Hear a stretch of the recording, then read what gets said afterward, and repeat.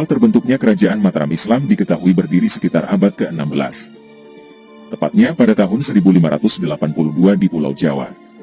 Kesultanan ini merupakan kerajaan berbasis pertanian dengan menerapkan ajaran Islam dalam perjalanan kejayaannya. Kerajaan Mataram Islam pernah mempersatukan tanah Jawa dan Madura. Kesultanan ini juga pernah memerangi VOC di Batavia untuk mencegah penyebaran kekuasaan VOC. Pusat pemerintahan Kesultanan Mataram Islam terletak di wilayah Kuta Gede yang berada di kota Yogyakarta sekarang.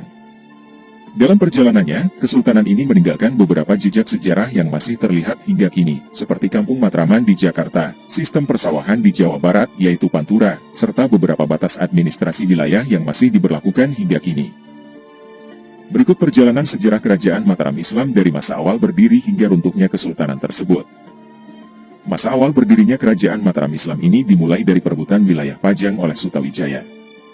Lalu Kerajaan Mataram menjadi salah satu kesultanan Islam yang dinilai berkembang di tanah Jawa. Kerajaan Mataram Islam rutin menerjemahkan naskah Arab dan menerjemahkan Al-Quran ke bahasa Jawa. Mulai saat itu, kesultanan ini mendirikan pesantren yang menjadikan wilayahnya sebagai pusat agama Islam. Selain membangun pesantren, ada bermacam cara dilakukan para penguasa untuk menjadikan wilayah Kesultanan Mataram sebagai pusat agama Islam, di antaranya dengan mendirikan rumah ibadah. Kejayaan Kesultanan Mataram terjadi pada saat Raden Mas Rangsang, atau biasa dikenal dengan Sultan Agung memimpin Kerajaan Mataram Islam, pada tahun 1613 sampai tahun 1645. Pada masa kepemimpinannya, ia diklaim sebagai raja terbesar dari semua pemimpin Kerajaan Mataram. Pada masa kejayaannya, Sultan Agung Handokrokusumo berhasil melakukan ekspansi ke sebagian Pulau Jawa dengan cara menundukkan raja-raja lainnya. Cakupan wilayah kekuasaannya meliputi Jawa Tengah, Jawa Timur, dan sebagian wilayah di Jawa Barat.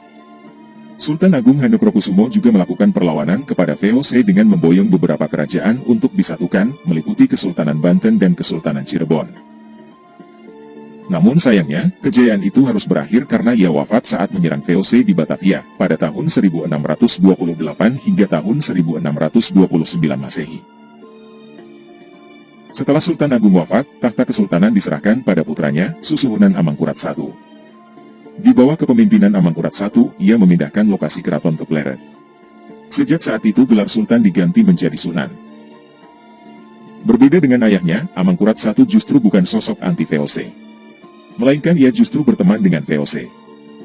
Pada tahun 1645 hingga tahun 1677, terjadi pertentangan dan perpecahan dalam keluarga Kerajaan Mataram Islam. Lantas momen ini dimanfaatkan VOC untuk menguasai kesultanan tersebut. Kemudian pada tahun 1677, Susuhunan Amangkurat I meninggal. Kemudian putra mahkota dilantik menjadi Susuhunan Amangkurat II. Di masa kepemimpinan itu, Susuhunan Amangkurat II memindahkan pusat pemerintahan ke Kertasura. Belanda pun mulai menguasai sebagian besar wilayah Kerajaan Mataram saat Raja Amangkurat II memimpin. Hal ini kemudian membuat rakyat menderita karena kebijakan-kebijakan yang dibuat oleh Belanda. Kepemimpinan Kesultanan Mataram terus berganti. Tahta kerajaan diwariskan kepada Amangkurat III, Pakubuwana I, Amangkurat IV, dan Pakubuwana II. Pada kepemimpinan Pakubuwana II, merupakan akhir dari kejayaan Kerajaan Mataram Islam. Hal ini ditandai dengan penandatanganan penyerahan kedaulatan Mataram kepada VOC pada 11 Desember tahun 1749. Namun secara de facto, Mataram ditundukkan sepenuhnya pada tahun 1830. Sampai akhirnya pada 13 Februari tahun 1755, menjadi puncak perpecahan Kerajaan Mataram Islam. Hal ini ditandai dengan perjanjian Giyanti yang membagi Kerajaan Mataram menjadi dua, yaitu Kasunanan Surakarta dan Yogyakarta. Usai dibagi menjadi dua wilayah, perpecahan kembali melanda Kerajaan Mataram, sehingga pada tahun 1757 terjadi perjanjian Salatiga. Namun perpecahan ini berakhir pada tahun 1830 saat Perang Diponegoro selesai. Seluruh daerah kekuasaan Surakarta dan Yogyakarta dirampas oleh Belanda.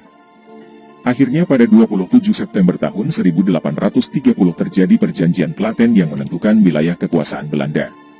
Akhirnya secara permanen Kerajaan Mataram diserahkan kepada Belanda lewat perjanjian tersebut.